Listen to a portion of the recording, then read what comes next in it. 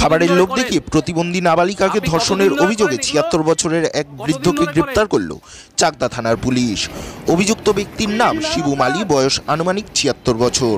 নক্কারজনক ঘটনাটি ঘটেছে বুধবার রাত্রে নদিয়া জেলার চাকদাহ ব্লকের তাতলা ১ নম্বর গ্রাম পঞ্চায়েত এলাকায়। স্থানীয় ও পুলিশ সূত্রে জানা গিয়েছে, চাকদাহ থানার চন্দ্রপুর বাগানবাড়ির এলাকার প্রতিবন্ধী নাবালিকাকে খাবারের লোভ দেখিয়ে ইটভাটার একটি পরিত্যক্ত ঘরে নিয়ে গিয়ে অভিযুক্ত শিবু মালি সেখানে বলপূর্বক তাকে ধর্ষণ করে বলে অভিযোগ। না না, আপনার ভিডিও দেখছি তো, ভিডিওতে দেখা যাচ্ছে তো আপনি করছেন। হ্যাঁ, কি নাম আপনার, কি নাম? ঘটনাটি দেখতে পেয়ে অভিযুক্ত ওই বৃদ্ধকে হাতে নাতে পাকড়াও করে স্থানীয়রা। চলে মারধর। খবর পেয়ে ঘটনাস্থলে ছুটে যায় চাকদা থানার পুলিশ।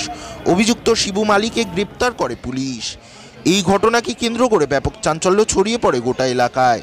স্থানীয়দের অভিযোগ, শিবু মালি এর আগেও এলাকায় এ ধরনের ঘটনা ঘটিয়েছে।